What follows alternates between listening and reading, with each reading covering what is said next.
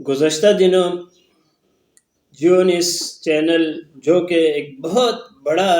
Net work رکھنے والا channel ہے، یہ اتنا بڑا چینل ہو کر کے اور اتنا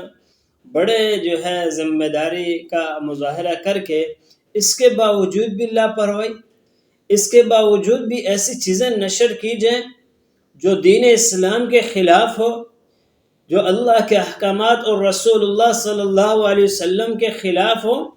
یہ نہ کہا جائے کہ یہ غیر دانستہ طور پر ہوئی ہے،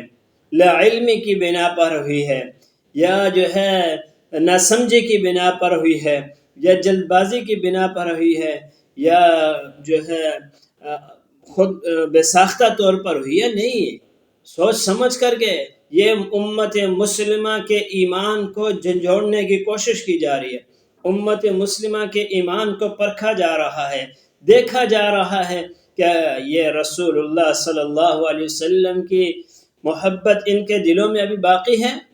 ہم اس پر پیمرا کا شکریہ ادا کرتے ہیں کہ انہوں نے فوراً نوٹس لیا اور جو ہے 15 دن کے لیے جیو نیوز چینل پر پابندی لگائی ہے، کسی بھی قسم کی کوئی بھی جو ہے وہ چیز نشر نہیں کر سکتے ہیں، بلکہ اس سے زیادہ سخت پابندی لگانی چاہیے۔